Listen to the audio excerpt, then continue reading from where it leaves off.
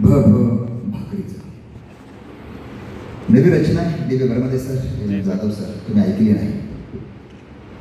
वर्गात शिकवताना गुरुजी म्हणाले, पोरानो, चंद्र गोल, सूर्य गोल, चेंडू गोल, नारळ गोल, गोल गोल गोल, ताई म्हणते भाकरी गोल, बाई म्हणते भाकरी गोल.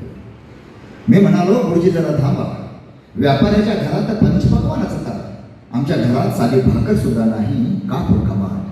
रागावलेले गुरुजी म्हणाले, थांब बेट्या, तुला दाखवतो चांगलीच वाट. आधीच वाट लागली, त्या डोळे काटोकाट भरून आले.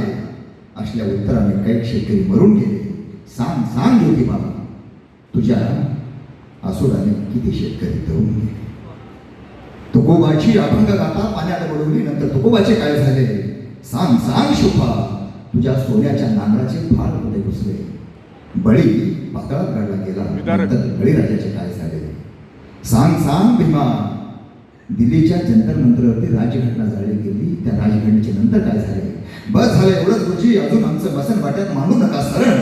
आमच्या नंतर ध्यानात ठेवा, आमच्या पोराचं ही शिल्लक आहे मरण. म्हणून म्हणतो गुरुजी, तुम्ही चूक, तुमचं पुस्तक चूक, अजून आमचं गुलाम बनवू नका मस्तक. म्हणून म्हणतो गुरुजी, तुम्ही चूक, तुमचं पुस्तक चूक, अजून आमचं गुलाम बनवू नका मस्तक. खरं सांगा गुरुजी, तुम्ही इकडचे का तिकडचे. तुम्ही खरं सांगा गुरुजी, तुम्ही इकडचे का तिकडचे.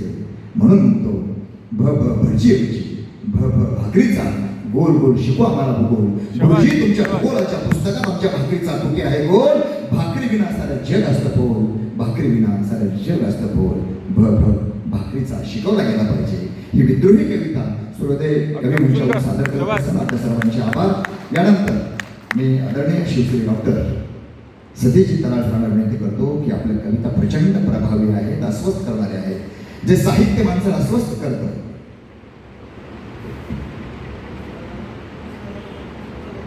यानंतर दुसऱ्या राऊंडसाठी अध्यक्षांच्या परवानगीने